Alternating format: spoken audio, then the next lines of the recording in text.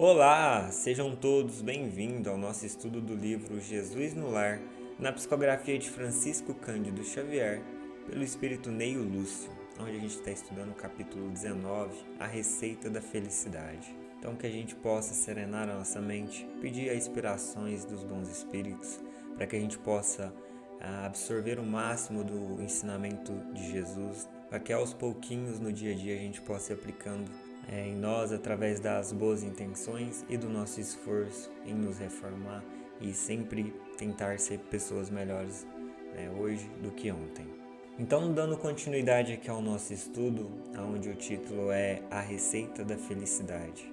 Então, para a gente começar as nossas reflexões sobre felicidade, se a gente perguntasse, fizesse uma pesquisa com várias pessoas e perguntasse para elas o que seria felicidade, provavelmente cada uma colocaria uma situação, e em muitos dos casos, talvez, essa situação estaria interligada a questões de bens materiais. Então, os espíritos sempre nos dizem que a verdadeira felicidade ela está interligada à felicidade de corações, aos laços verdadeiros que nós trazemos da vida espiritual para a vida material e da vida material para a vida espiritual, nos tornando sempre uma família universal. E Jesus simplifica dizendo em Mateus 6,33: buscai assim em primeiro lugar o reino de Deus e a sua justiça, e todas essas coisas vos serão acrescentadas. Então, com isso, Jesus sempre quis nos dizer e nos ensinar que toda a nossa felicidade ela tem que se estender também para o próximo. Quando a gente quiser alguma coisa para nós, que a gente também pense que o próximo possa se beneficiar de alguma forma.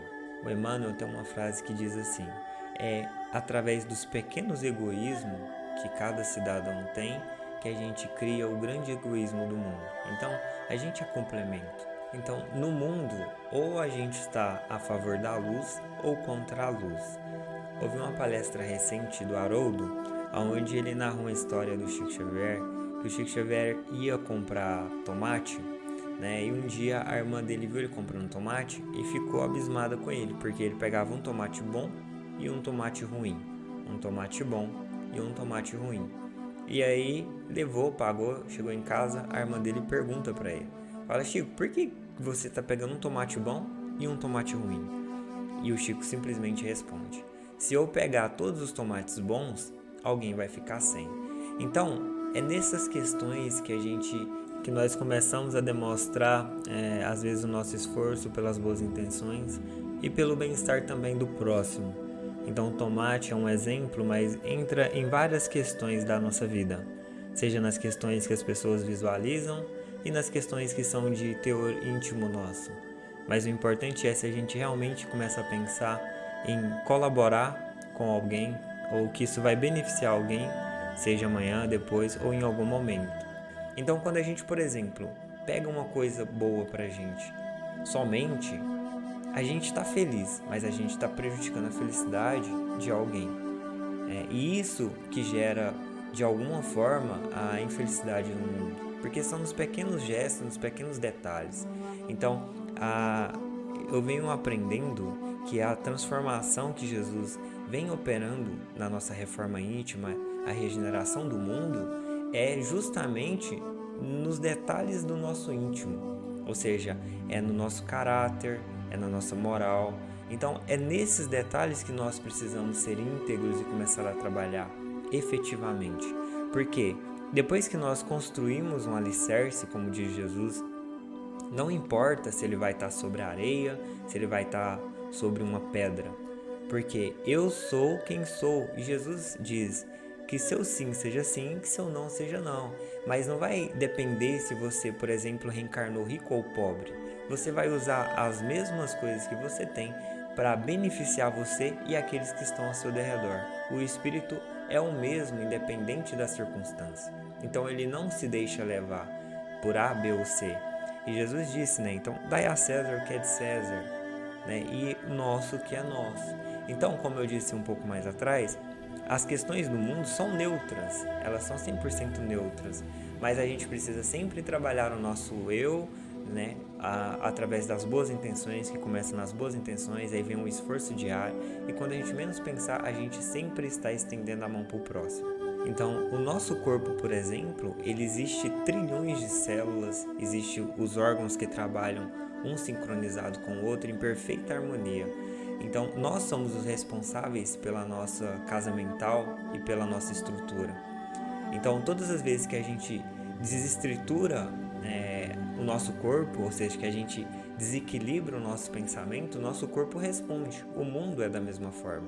Todos nós somos interligados de alguma forma, racionalmente falando, por pensamento, por ideias. O mundo hoje é movimentado principalmente pelas ideias. Os softwares, por exemplo, funcionam e a gente nem percebe, mas funcionam e nos trazem resultados. Então, a nossa vida, ela é da mesma forma.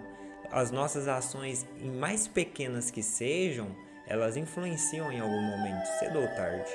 Mas, quando Deus vai ponderar pela nossa intenção, foi positiva ou foi negativa? Ela foi somente em meu aproveitamento ou foi pelo aproveitamento do próximo? Então, isso sempre é ponderado. Então, todos nós encarnamos, nós somos velhos homens, somos velhos espíritos, mas estamos aqui para nos tornarmos sempre pessoas melhores. Então, a felicidade, como a gente vem falando, é a construção desses laços imortais, desses laços eternos, que vão além da matéria e além dos corpos físicos.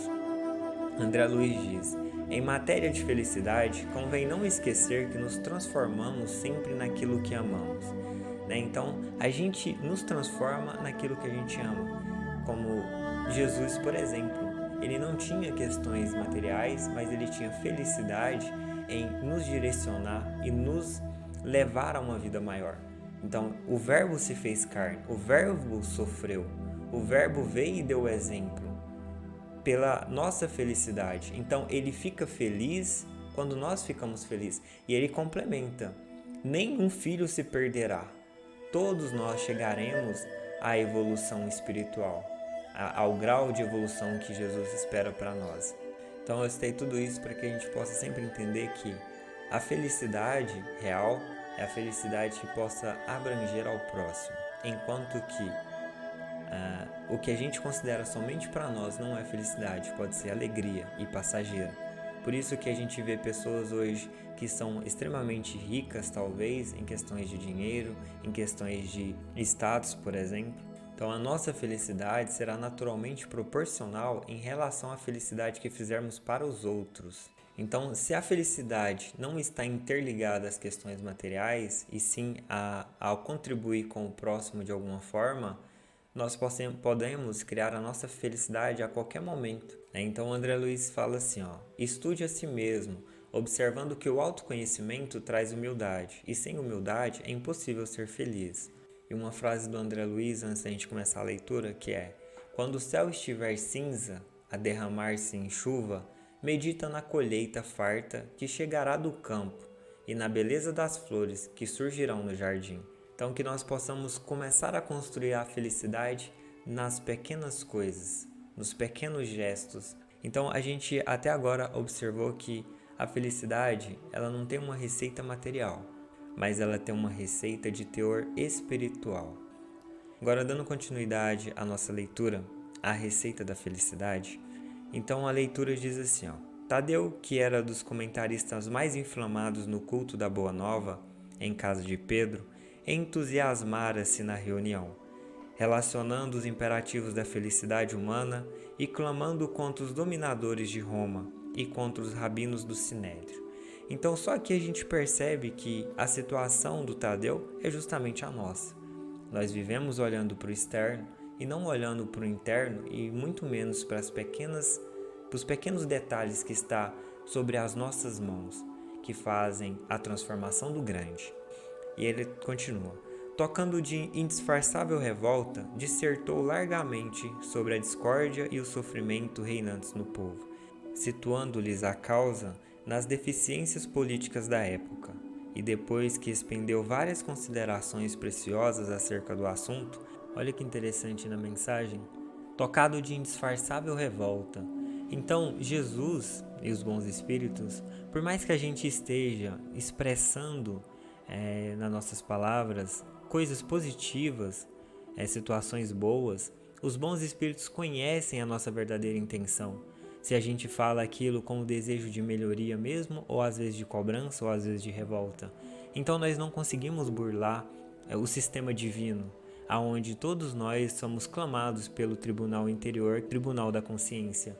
Então, a partir desse ponto, por isso que nós somos os nossos próprios juízes, somos o criador direto da nossa própria felicidade ou infelicidade, porque nós não mentimos para nós mesmos. Podemos viver de aparência, viver e demonstrar que estamos às vezes felizes, mas na essência, realmente talvez estaremos.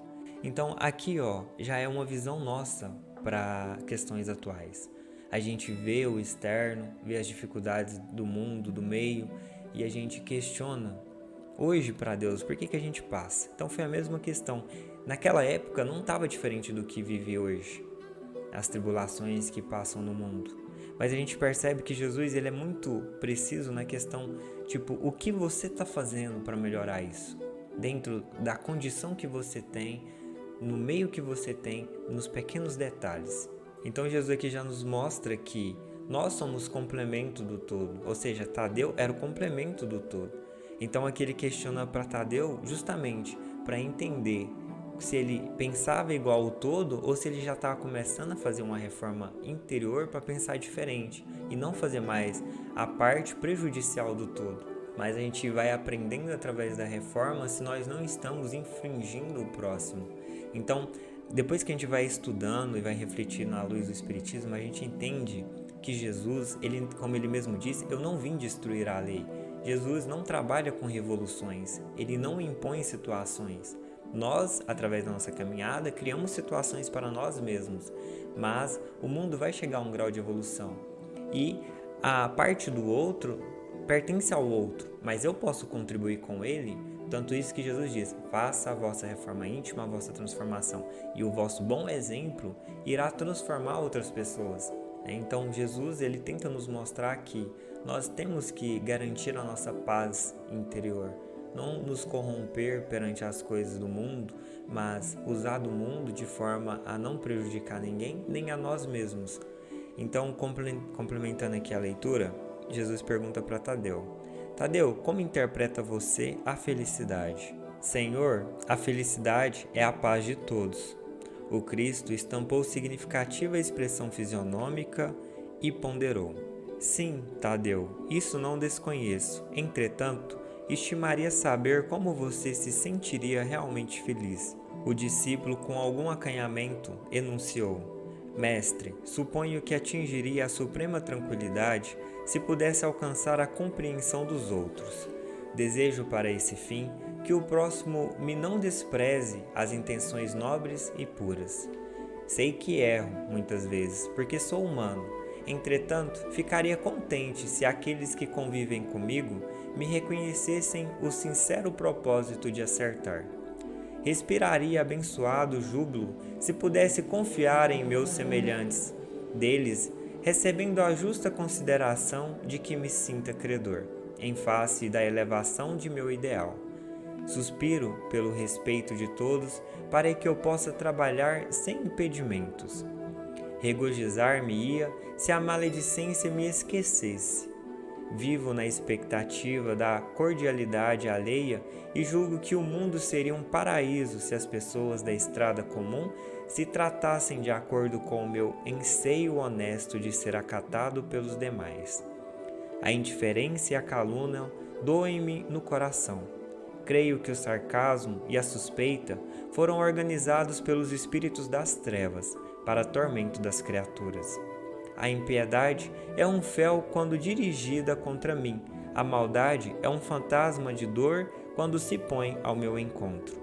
Em razão de tudo isso, sentir-me-ia venturoso se os meus parentes afeiçoados e conterrâneos me buscassem não pelo que aparento ser nas imperfeições do corpo, mas pelo conteúdo de boa vontade que presumo conservar em minha alma.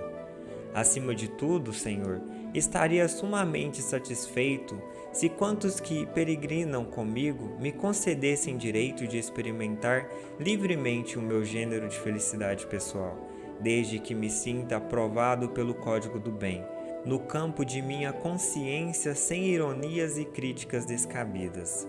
Resumindo, mestre, eu queria ser compreendido, respeitado e estimado por todos, embora não seja ainda o modelo de perfeição que o céu espera de mim, com o abençoado concurso da dor e do tempo. Calou-se o apóstolo e esboçou-se na sala singela incontido movimento de curiosidade entre a opinião que o Cristo adotaria. Alguns dos companheiros esperavam que o amigo celeste usasse o verbo em comprida dissertação, mas o mestre fixou os olhos muito límpidos no discípulo e falou com franqueza e doçura. Tadeu, se você procura então a alegria e a felicidade do mundo inteiro, proceda para com os outros como deseja que os outros procedam para com você. E caminhando, cada homem nessa mesma norma, muito breve, estenderemos na terra as glórias do paraíso. Pois bem, aqui a gente vê que Jesus não deu grandes explanações para Tadeu, porque justamente o Tadeu já levantou pontos que ele já conhecia como melhoria. Então, é da mesma forma nós procuramos Deus, mas nós já sabemos o caminho. E Deus só espera simplesmente que a gente faça a nossa parte. Então, da mesma forma que a gente conta com Deus, Deus conta com nós. Porque nós temos o esforço e o mérito nos é dado justamente por conta de fazermos essa transformação também. Então, Jesus, por exemplo, começou sozinho. Depois ele chamou os discípulos, onde nenhum deles eram perfeitos, mas ele conseguiu trabalhar cada um deles, e encaminhar cada um deles através dos seus exemplos, dos seus ensinamentos. E hoje, olha praticamente a quantidade de pessoas que conhecem o nome de Jesus e vê Jesus como o maior exemplo no mundo hoje. Então Jesus, ele é paciente, E tem uma passagem do Emmanuel que diz o seguinte: faça a tua parte. Procure caminhar, mesmo que o outro não queira, vai lá e faça a sua parte. Porque o bom pastor continua vigilante. E como ele mesmo prometeu, nenhuma ovelha se perderá. E ele mesmo diz que estaria conosco até o fim. Então é promessa do próprio Cristo. Mas se a gente quer ver a transformação do mundo, que a transformação do mundo comece dentro de nós. Então é nesse sentido que nós construiríamos a grande felicidade prometida por Jesus, começando a transformar a nossa felicidade dentro das condições que nós temos e dentro das ligações mais importantes que nós possamos ter nessa vida e nas outras futuras, construindo no final a grande família universal. Antes de terminar o nosso estudo, gostaria de ler uma mensagem do Emmanuel intitulada O Egoísmo, como complemento desse estudo de hoje. E a mensagem diz o seguinte: herança evidente de nossa antiga animalidade, por toda parte, ainda vemos o egoísmo a repontar em toda a extensão do mundo. O egoísmo, em família, é o exclusivismo do sangue. No lar, é o narcisismo doméstico. Na oficina de trabalho, é o despeito. Na propriedade transitória, é a ambição de posse desnecessária. Na cultura da inteligência, é a vaidade intelectual. Na ignorância, é a agressividade. Na riqueza amoedada, é o espírito de usura. Na pobreza, é a inveja destrutiva. Na madureza, é o azedume. Na mocidade, é a ingratidão. No ateísmo, é a impiedade. Na fé religiosa, é a intolerância. Na alegria, é o excesso. Na tristeza, é o isolamento. Nos fortes, é a tirania. Nos fracos, é a astúcia. Na afetividade, é o ciúme. Na dor, é o desespero. No mimetismo que lhes é próprio, usa em todos os setores as mais diversas máscaras e, qual ao joio que abafa o trigo, comparece igualmente nos corações que a luz já felicite, em forma de cólera e irritação, desânimo e secura. Se desejamos dar combate à praga do egoísmo na gleba da alma, saibamos estender cada dia as nossas disposições de mais amplo serviço ao próximo, e aprendemos a ceder de nós mesmos entre a humildade e o sacrifício no bem de todos, conquistaremos com o Cristo a plenitude do amor que lhes converteu a própria cruz em ressurreição para a vida eterna. E lembrando aqui a mensagem do André Luiz no final, quando o céu estiver cinza, a derramar-se em chuva, medite na colheita farta que chegará do campo e na beleza das flores que surgirão no jardim. Então que nós sempre tiremos um tempo para as meditações, para nos conhecer, para identificar os nossos pontos que precisamos trabalhar e melhorar. E todas as vezes que nós meditamos, nós abrimos uma janela em direção à espiritualidade, para que uma brecha de luz possa adentrar ao nosso íntimo de renovações interiores. O estudo no Evangelho do Lar, a leitura edificante é muito importante para o refazimento e a sustentabilidade do nosso espírito perante as nossas atividades no dia a dia e o refortalecimento da nossa alma. Lembrando sempre que somos seres eternos, seres em reajustamento e contribuindo com reajustamentos. Então, cada dia é uma página nova no livro da vida. Todos nós podemos começar sempre nos renovando. Esse foi o nosso estudo de hoje. Muita paz a todos. Até a próxima.